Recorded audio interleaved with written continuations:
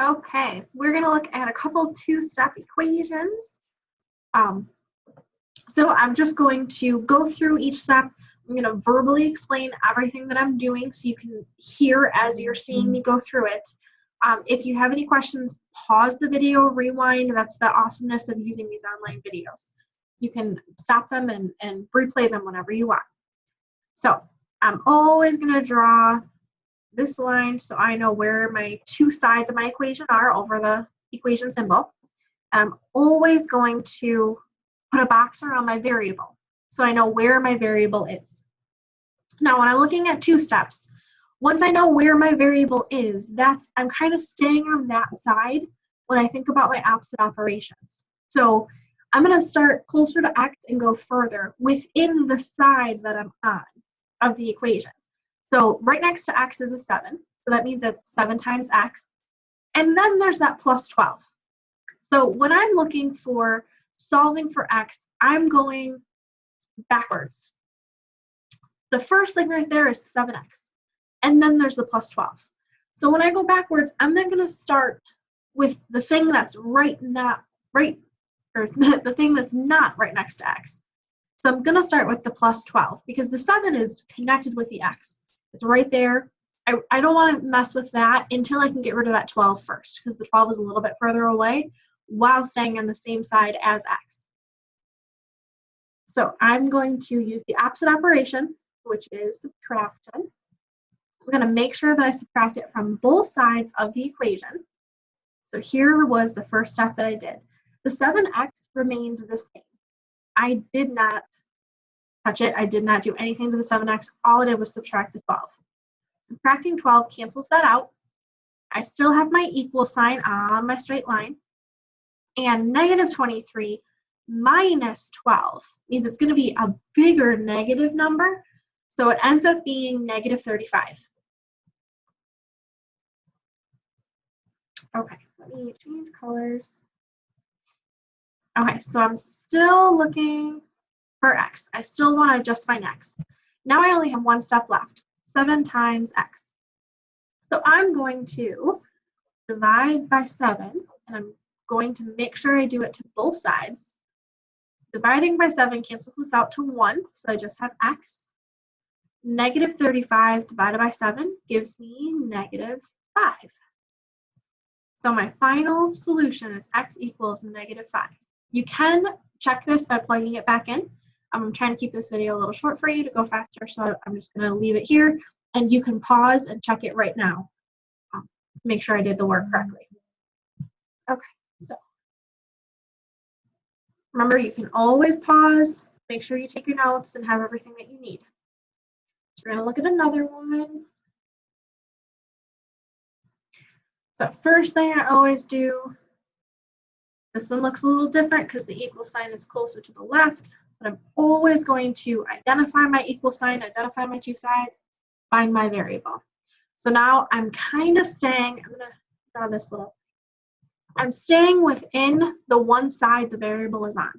I have negative 6 plus 4x. The 4 and the x are together. They're right there together. I don't really want to divide by 4, but you can, so let's try it. So if I divide by 4, that means I divide everything by 4. And over here. So that turns into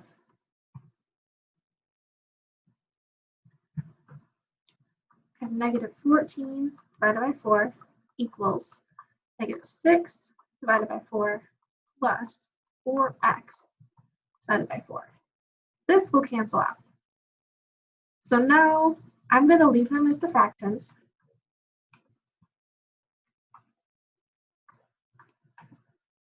Plus x. I'm still just trying to find x. Now I'm able to add that negative fraction. That negative 6 over 4, I'm going to add that. And I always have to do it to both sides. So when I decided to divide by 4, I had to divide everything by 4, every single piece that was in this equation. So I had to play with fractions a little bit. All right, I'm gonna get the correct answer. So negative 6 over 4 plus 6 over 4 is going to cancel out. Negative 14 over 4 plus 6 over 4. I'm going to rewrite this over here so you can see your denominator is going to remain the same. You're just adding your numerator. So negative 14 plus 6 is going to give me negative 8. So this is my answer here. Negative 8 over 4. My equation is still following down. These canceled out, so I just have x. And I can simplify this. Negative 8 divided by 4 is going to actually just be negative 2.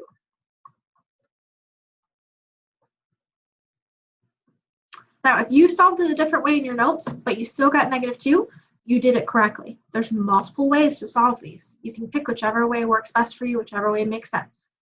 So make sure you pause, take notes, try a different way and make sure it works for you and that you still get negative 2. But I'm going to clear this so I can do the one last one.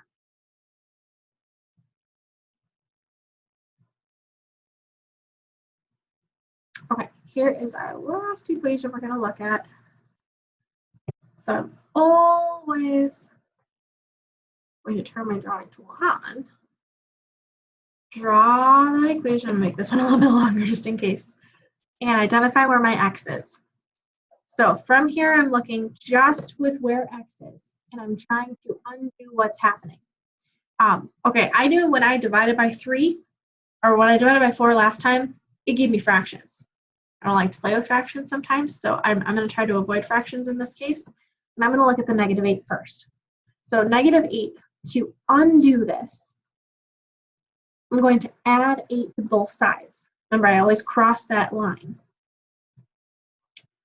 That will cancel this out.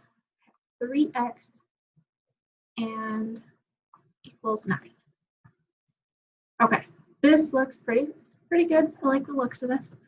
I'm still finding x, so I'm going to divide by 3, because when 3x are together, that means they're multiplied. Going to divide by 3 on both sides. This will cancel out. Left with just x. 9 divided by 3 is 3.